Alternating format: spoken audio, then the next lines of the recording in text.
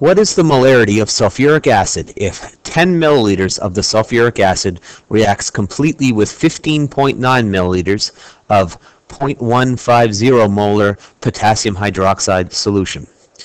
So in this stoichiometry question, we're going to first need to write out the formula here. And so we know that sulfuric acid, H2SO4, reacts with potassium hydroxide, and they'll form water and potassium sulfate. Now once we have that out, the first step of stoichiometry is to balance. So let's do that. You'll need to put a 2 here in front of the KOH and a 2 in front of the H2O. So that's balanced. Second step of stoichiometry is to always find the number of moles of the thing you know. Now note there's no masses here, so we can't use little m over big M to find moles. We're going to have to use something else. What we do have is a couple of volumes. For our sulfuric acid, we have 10 milliliters. However, we don't know anything else, and the question's asking what the molarity is of that. And so we'll put a little question mark there.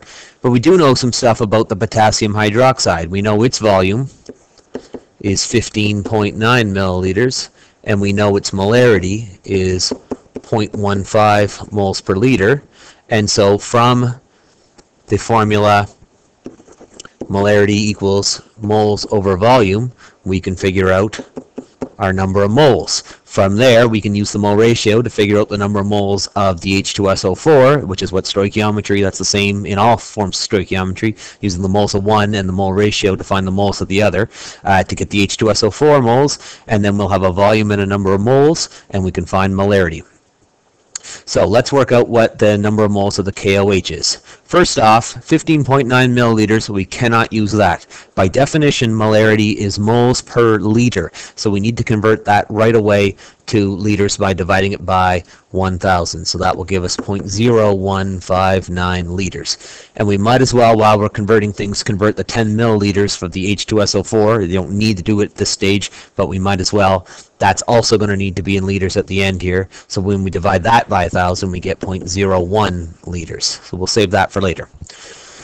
Let's rearrange the molarity formula for number of moles, and we do that by multiplying the V through, and we get molarity times volume will give us a number of moles.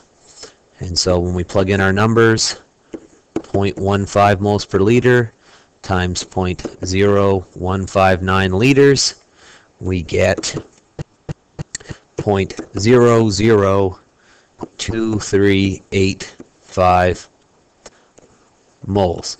So now we know a number of moles of our KOH, and we can use the mole ratio to figure out the number of moles of our H2SO4. So that is step 3. So H2SO4 is what we're comparing to the KOH. The mole ratio here is a 1 to 2 ratio. We don't know the sulfuric acid, but we do know the KOH, so we'll put that in. 2385. So to figure out the number of moles of the H2SO4, then we multiply by 1 and divide by 2, and that gives us 0.001193 moles of our H2SO4. So now we have everything we need to find the molarity of the H2SO4, which is our last step. Note the difference here between gravimetric stoichiometry and volumetric stoichiometry. In gravimetric stoichiometry, we would find N for our unknown here and then use the formula to find mass. In the volumetric, we find N basically the same way by comparing mole ratios, and then we put it into PV equals nRT. Well, there's other formulas with N in them, and so we can also find those things too, and in this case, molarity has moles in its formula. So once we know the number of moles and we're given some other information like volume, which we are given, we can find it. And that's the only real difference between all the forms of stoichiometry, is just what you do with your moles here in the end.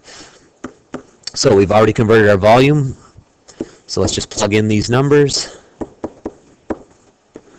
Divided by 0.01 liters, and we get as our final answer 0.119 moles per liter as the concentration of the H2SO4.